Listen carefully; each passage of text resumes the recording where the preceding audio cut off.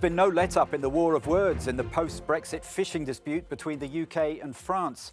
Paris is vowing retaliatory action on trade from tomorrow unless French fishing boats are granted more permits. Jersey's government, responsible for managing France's fishing licences, has accused it of seeking to bully the island's energy supply.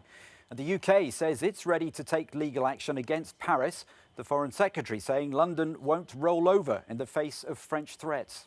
The French have made completely unreasonable threats, including to the Channel Islands and to our fishing industry, and they need to withdraw those threats. And if somebody behaves unfairly in a trade deal, you are entitled to take action against them and seek some compensatory measures. And that is what we will do if the French don't back down. Well, let's look more closely at each side's stance in the row and where this could lead. We're joined by Steve Pears, Professor of Trade Law and EU Law at the University of Essex. Thanks very much for joining us on Euronews tonight.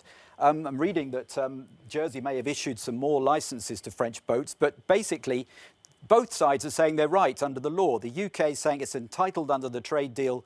What it's allocated is completely in line with the trade deal. France says it's entitled to more licences. Who's right? Well, because it's a new deal, it's not obvious who's right. There's obviously no prior decisions of arbitrators or courts that we could look at here. So this might be the first case that gets decided by arbitrators. So it could be argued both ways. I mean, the UK can say, well, you need to show us evidence, and you haven't done that to show you used to fish here. And the French are saying, well, you know, your requirements as for evidence are too stringent. Since the treaty is vague about it, it really would be up to the arbitrators to decide how much evidence you actually need to show. And what do you make of each side's threat of retaliatory action? We've got France saying it's going to increase checks at ports and perhaps bar access altogether. The UK vowing to take legal action unless France withdraws those threats. What do you make of those? Well, it's not clear that France can do what it plans to do outside the actual Brexit deal. It's also requesting the Commission to act, and that is definitely something the Commission could do, although it seems to be a bit slow about reacting. As far as the UK is concerned, yes, it can go to arbitration. I don't know if it can arbitrate just about the threats, but the Brexit Secretary said last week, Lord Frost, he'll act if the French put their threats into effect, and that does make more sense. That is something you could then challenge, and the UK might have a reasonable case, but I don't think it's necessarily obvious that they'd win against either the French or if the EU acted against the EU. And what do you make of the political dimension? It's blown up into a huge war of words for a start. Could this further damage wider EU-UK relations?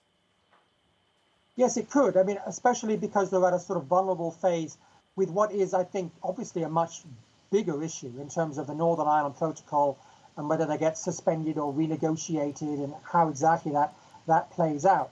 We're comparing that to a handful of small fishing boats in one small part of the overall fishing zone between the UK and the EU. So in theory, this ought to be something we could sort out. It's a tiny part of the economy. There's a few dozen people and ships involved. Surely that should be something sensible people should sort out, but you never know. Conflicts aren't always reasonable. There's been a certain comment that both sides are playing to their domestic galleries in this. If I can throw another political question to you, is this further damaging this dispute? Yes, I mean, the UK sent a ship to Jersey at an earlier phase, about the same day as the local elections in Britain. And for their part, of course, the French government has parliamentary presidential elections next year. So these might be, useful to both of them from that point of view, to at least show that they're tough. And maybe the solution is that both of them can somehow find a way to do a deal, but both say that they won. And I could see a way that could pan out, and maybe that will resolve this particular issue, and then we move back to the Northern Ireland issue, which I think is much more difficult to solve and much more important. Professor Steve Pears from the University of Essex, thanks very much for joining us on Euronews tonight.